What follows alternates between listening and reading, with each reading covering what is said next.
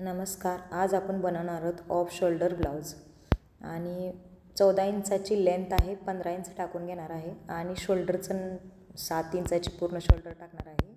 मुठ्याचं माप 6.5 इंचाचं आहे आणि गळ्याचं माप 2.5 इंच टाकून घेणार आहे आणि गळा वरती शोल्डर राहिलेल्या शोल्डरचा मध्य काढून वरतून अपेक्स पॉईंटचं माप टाकणार आहे आणि अपेक्स पॉईंटपासून डॉटचं माप टाकणार आहे. डॉटचं माप टाकल्यानंतर आपण शोल्डरचं माप टाकून शोल्डर लेस करून घेणार आहोत आणि निशाण बनवून कटिंग करून घेणार आहोत.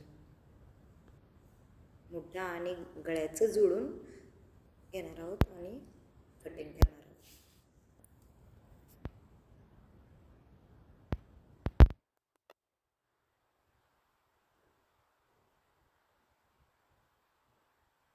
आणि शोल्डरपासून प्लेन करून पाठीमागची बाजू पण कटिंग करून घेणार आहोत आणि मेन फॅब्रिकवर ठेवून हे अस्तर मेन फॅब्रिकवर ठेवून आपण हे कटिंग करून घेणार आहोत आणि नंतर स्टिचिंग करणार आहोत. आपली कटिंग फिनिश झालेली आहे.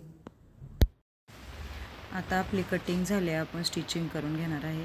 उलटा अस्तर आणि उलटाच मेन फॅब्रिक ठेवून खालनं टिप मारून घेणार आहे आपण आणि टिप मारून घेतल्यानंतर असं उलटून घ्यायचं.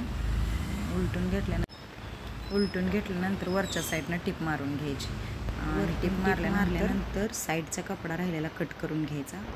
साईडचा कपडा कट केल्यानंतर प्लेट टाकून घ्यायच्या. प्लेट खालून एक आणि वरती एक टाकून घ्यायच्या. अशा 2 प्लेटा टाकून घ्यायच्या आणि प्लेटा टाकल्यानंतर पाठीमागची बाजू तयार करायची. पाठीमागच्या बाजूला पण सेम तसंच स्टिच करून घ्यायचं.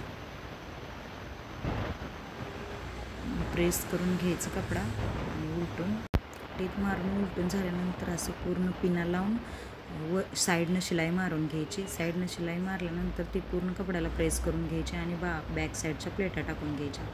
प्लेटा टाकल्यानंतर पट्ट्या बनवून घ्यायच्या. वरनं आपण जी बंद बनवणार आहे ते बनवून घ्यायचे आणि असं कपडा लावून स्टिच करायचं. हे असं स्टिच केल्यानंतर आपण बॅक साईड आणि फ्रंट साईड जोडून घेणार आहोत. पट्टी लावून हे जॉईंट करून घेणार आहोत आपण. हे असं फ्रंट साईडला पण पट्टी लावून जॉईंट करून उलटून घ्यायचं. शिलाई लावल्या उलटायच्या आधी छोटे छोटे कट्स लावून घ्यायचे आणि मग उलटायचं आणि नंतर आपण सरळ करून प्रेस लावून घेणार आहोत.